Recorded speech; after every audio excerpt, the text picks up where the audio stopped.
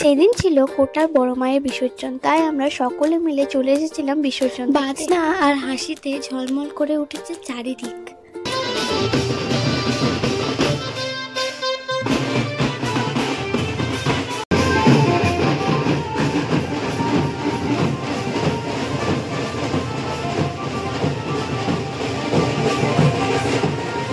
এদিক ওদিক চলছে সিঁদুর খেলা, আর তার সামনেই নাচ।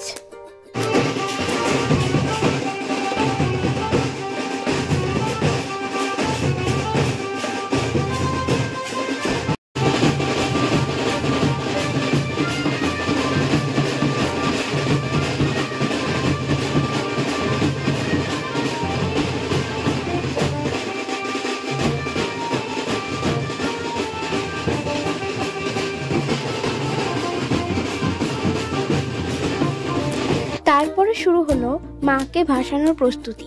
এদিকে মায়ের গয়নাগুলো সব একে একে খোলা হচ্ছে, আর এদিকে ঢাক পাচ্ছে, আর চারিপাশে শুধু মা আসবে আবার এই প্রত্যাশা।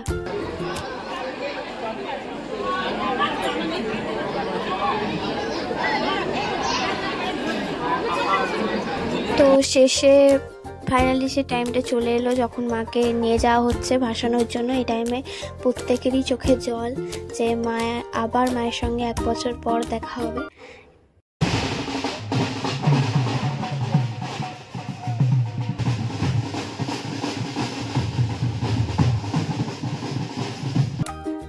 এদিকে মায়ের মূর্তি অনেক বড় বলে ভাসানোর একটা ব্যাপার আছে, তাই এরকম বড় বড় দুটো লোহার, মানে কি বলে এটাকে আমি ঠিক জানি না, তো এই দুটোকে নিয়ে গিয়ে পুকুরে রাখা হয়। ওখানে মায়ের মূর্তিটাকে দিয়ে তারপর মাকে আস্তে আস্তে বিসর্জন করা হয়।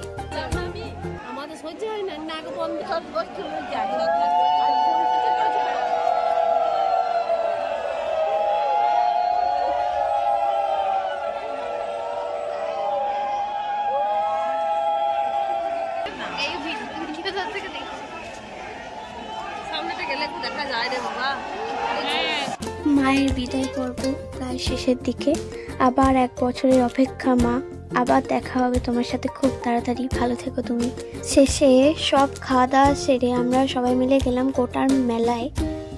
এদিকে স্টেজে চলছিল যাত্রা, আমরা কিছুক্ষণ দেখলাম।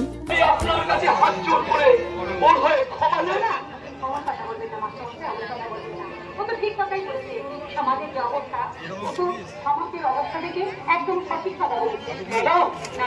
ম্যাডাম নয়, ম্যাডাম নয়, কাকা ম্যাডাম নয়, মনে করো কাকা, মনে করো আমি তোমার ছিল, মনে পড়ে তোমার বন্ধু বিবেক ব্যানার্জির কথা।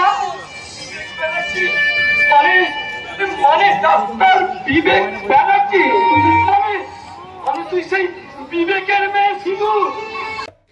চারিদিকে এত আলো, কিন্তু মনটাও একটু খারাপ। আবার 1 বছরের অপেক্ষা। এটা ছিল কোটার ভেলাবাসার মেলা। যেদিন ভেলাবাসা দেখতে গেছিলাম সেই ভিডিওটা তোমরা কেউ যদি না দেখে থাকো, আমার মিনি ব্লগে আছে, গিয়ে দেখে আসো। কিছুক্ষণ মেলা ঘুরে ফিরলাম বাড়ি। ভিডিওটা ভালো লাগলে অবশ্যই লাইক কমেন্ট করো, আর আমার চ্যানেল নতুন হলে অবশ্যই সাবস্ক্রাইব করে দিও। খুব তাড়াতাড়ি নতুন ব্লগ নিয়ে আবার তোমাদের সঙ্গে দেখা হবে। টাটা।